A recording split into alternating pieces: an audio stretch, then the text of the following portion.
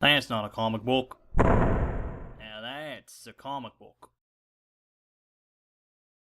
So here we are with Godzilla Rage Across Time, which ultimately I did enjoy, not as much as not to the point at which I did the first issue ever again. The first issue is mainly the art that blew me away, and the art never gets that good again, though it does try. No, it doesn't get that good again because it doesn't try to be the art from that era of history that they're in again. It's regular comic art. So I'm going to go issue by issue. I'm only going to talk about the first issue for a couple minutes, though. Not minutes. I'm only going to talk about the first issue very briefly because I already did the review of it. Again, what is brilliant about this is the art. Getting to see like the way they depict everything, especially Godzilla, in this kind of classic style of Japanese art is really, really cool and super enjoyable. Story, I mean, it doesn't make a ton of sense, and it never really goes anywhere, oddly enough. Because like they defeat the monsters by like wrestling control away from this Mongol invader who has some kind of futuristic technology. They destroy it, so then Godzilla is able to just beat the monsters back. And so that's fine. It never really goes anywhere, I don't think. Maybe I don't know enough about Godzilla and they didn't explicitly state it enough or conclude it in any way that made sense to me. You know, I talked about not wanting to review the issues out of sequence because I was curious about the main line plot, or the main line, the present day plot with these archaeologists that are tracking Godzilla through history. And they pose a couple interesting theories here and there, like maybe Godzilla isn't a single lone monster, maybe he's a species, maybe there have been thousands throughout history, yada, yada, yada. It never amounts to anything. Literally nothing in the present day plot ever affects anything. It serves primarily as a framing device. It never develops into anything on its own. It's kind of impressive that they took the time to do that, because it really would have just been fine to just tell different Godzilla stories throughout history.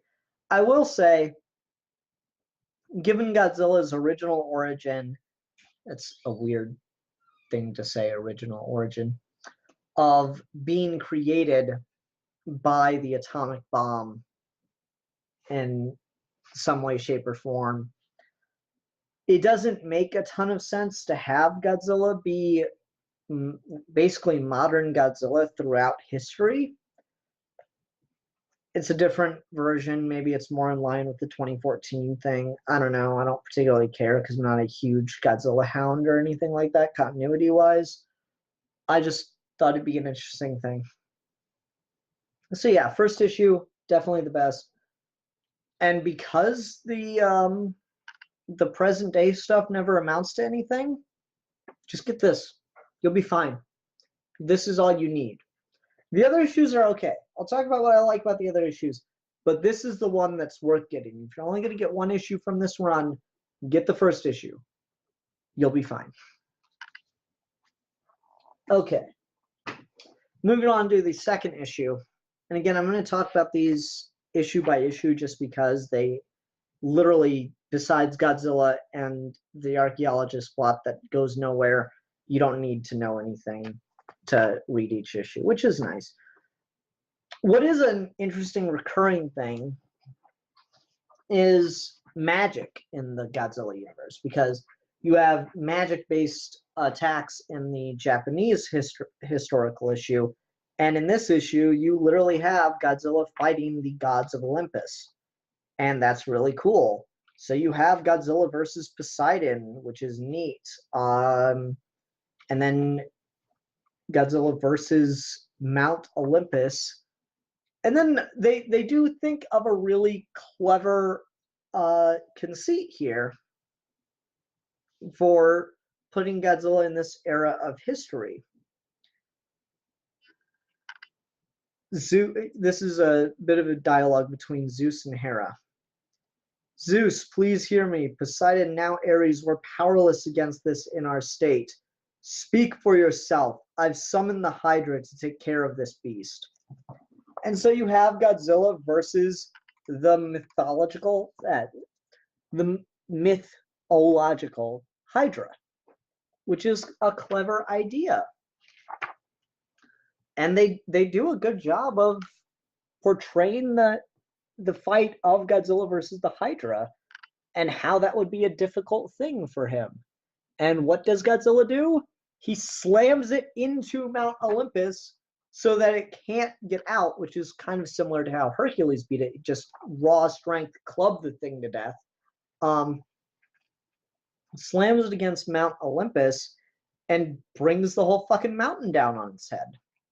And then it's Godzilla versus Zeus. And in order to defeat Godzilla, Zeus being the only god left now, has to use all of his divine power to bring it down upon Godzilla. And he wins. But he's completely drained, and so he's no longer a god, he's just immortal. And I have to give it the conceit that he is immortal, because otherwise this next part makes no sense. So he's just immortal, and now he travels the world up until Pompeii, where he's writing his journal, and then the mountain goes off and he's petrified forever. And then you get, again, the modern day stuff, and you get like a cool little classic style drawing of classic Greek style drawing of Godzilla. And the way that, and it's revealed that Mount Pompeii went off because Godzilla didn't actually die. He was like thrown under the earth by fighting Zeus. Like when Zeus threw all his power at Godzilla, it sent him like crazy into crazy depths of the earth. And so now he's and he spent all those years digging out and came out in Mount Pompeii. Clever enough. Kind of stupid, kind of clever. Nice little middle ground.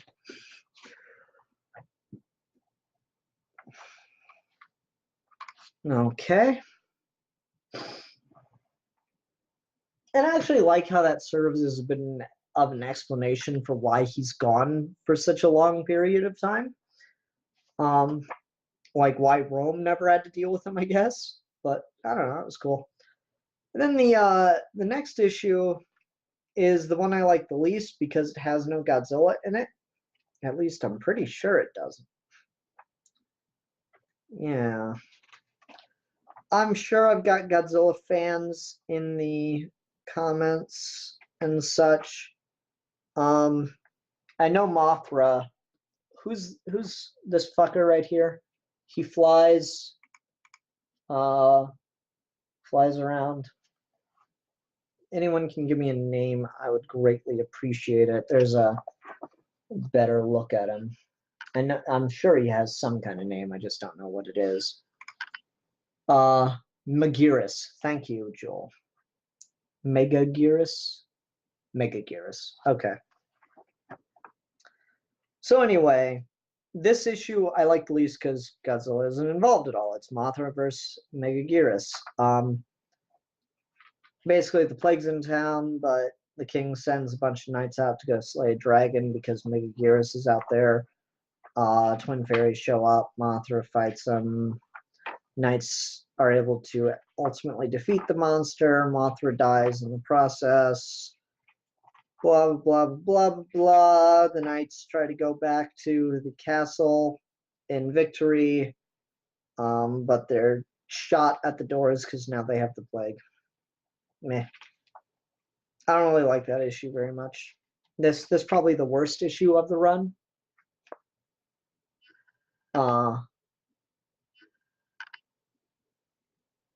Yeah, worst issue of the run. Sorry, I was reading Joel's comments. Worst issue of the run because Godzilla's not involved, so I don't give it 2 fucks. Next issue, very close second to the first issue. Again, what sends the first issue over is the art. The story is just okay, not, excuse me. The story is just okay, not super interesting, but the art is such a cool take and a perfect way to portray that it sends the first issue over into being great. This issue has a fantastic story, even if it's a little convenient, little crazy at times. But man, oh man, do I love the idea that they're going with here and the way in which they're portraying it. Let's talk about Hannibal of Carthage. You know me, I love me some history. So let's do the background on here, because if you don't understand the background, you don't understand why this issue is as cool as it is. So you had the two world powers at the time, Rome and the city-state of Carthage, which was in northern Africa, and Rome's like here in Italy, so they're actually fairly close. And they're, territorial rivals. The Romans famously ended up turning the Mediterranean at one point into an Italian sea, or an Italian lake. So they were very hostile to any other powers acting within the area. Carthage was another power acting within the area, so you had wars between the two civilizations constantly. Hannibal was a great general of Carthage. And he pulled off one of the most batshit crazy war maneuvers in history. Like, Alexander the Great gets all this credit for all these brilliant maneuvers and shit, and more power to him. Hannibal of Carthage, hold on, I gotta explain the territory, otherwise you don't understand why this is as impressive. Okay, so you have Rome, which is not too close to the sea, but an approach from sea would give them too much notice to fortify and everything and set up defense. So you can't do naval bombardment because they're way too far away. It's like 50 miles or something. You can't come in from the north. There's no access, and there's way too much defense capability, so you can't bombard them from the north. The only way to attack Rome, because of its natural defenses of just where it's geographically located, is an impossible way to attack Rome in that era, because you had to go through fucking mountains. And just getting an army to march through fields is enough of a pain because you got all the equipment and everything. But fucking mountains? Are you crazy? There's no way. Hannibal of Carthage took his men through the mountains of Italy right to Rome's doorstep. And that's pretty impressive on its own. I mentioned Carthage was in Africa. Didn't I? I'm pretty sure I mentioned Carthage was in Africa. You know what the Africans used as a war vehicle or used in battle for war purposes? Elephants. Yeah. No, the Africans used elephants in war. So Hannibal of Carthage, and I just want you to try to understand how fucking crazy this is. Hannibal of Carthage not only managed to get an ancient army through the mountains to attack Rome at its front doorstep, he got fucking elephants to climb not a mountain, mountains plural.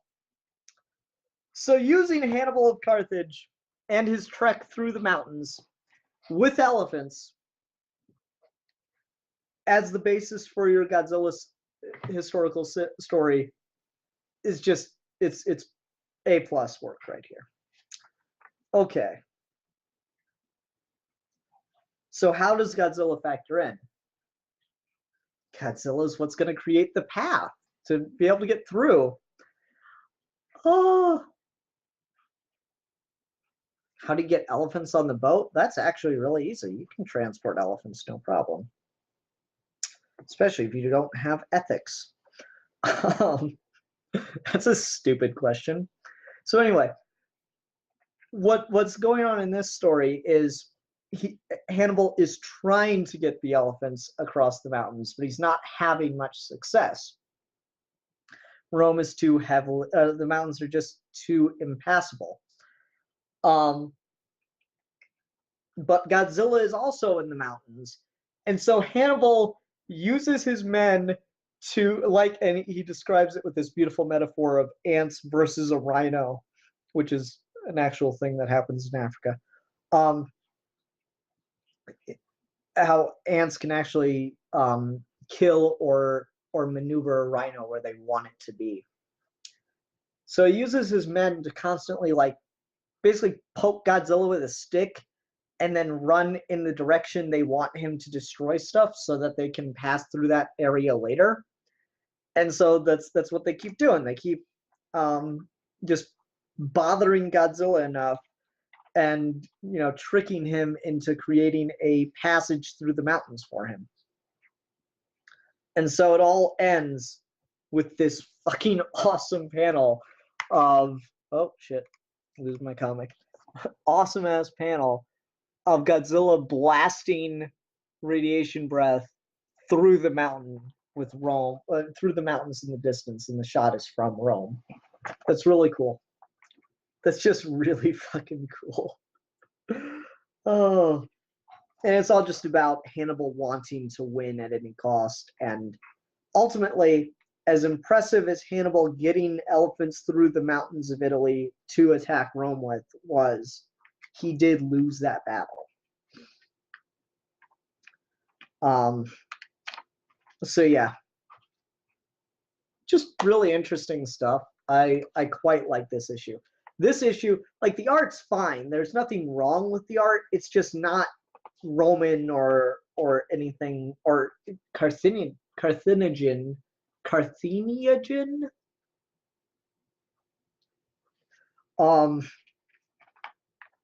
Would have been. It's not in the style of an ancient art form. It's just kind of in modern comic style.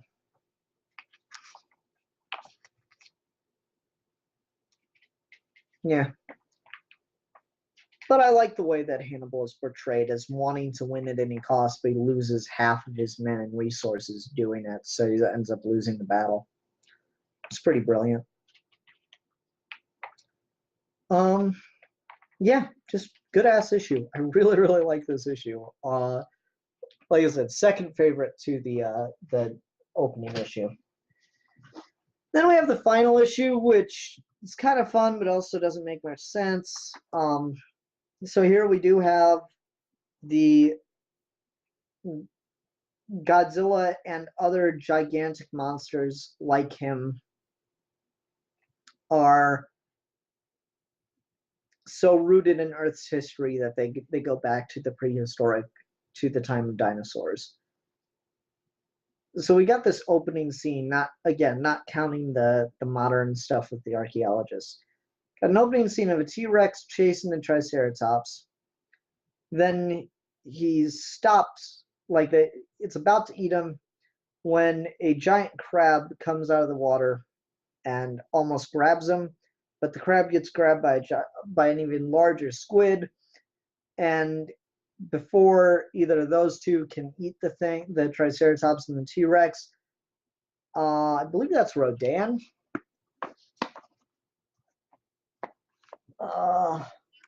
Tell me if I'm wrong. I think that's Rodan. Pterodactyl looking thing. Something like Rodan comes in and eats the T-Rex and Triceratops and then flies away. And then that gets blasted with radiation breath, presumably from one of these fucks. So we've got this food chain established, and this issue is all art. All it is just gigantic battles between all these fucking monsters until we have the meteor strike begin, and it starts to wipe things out and or bury them far underground. King Ghidorah shows up. I don't quite get it. Like, this is the problem that you face when you do all art. I'm pretty sure King Ghidorah is supposed to be a native Earth inhabitant at that point. And it's killing multiple Mothras, which is neat. And then, I don't know if you guys tell me, King Ghidorah, can he do this shit in the movies? Because he like transforms into kind of a man-looking thing almost. He gets arms. He's still got 3 heads, but they're like more centrally located. And then he starts fighting Godzilla like that. That was a weird choice. I don't quite understand that. Like, I agree. Give King Ghidorah arms, but okay, so he can do that shit. All right, fine. Anyway. So yeah, Godzilla and King Ghidorah fight, and then aliens invade, because why not? And then the aliens deposit humans on the planet, tell them the monsters won't be a problem anymore, and tell them to start populating the Earth, as the monsters are buried underneath everything. But in the end, Godzilla comes back up, and so people are fossilized next to dinosaurs, and that's where this whole thing started. Again, I like each individual story to one extent or another, except for issue 3, which is, I think, objectively the weakest because there's no Godzilla. It's not called Mothra Rage Against Time.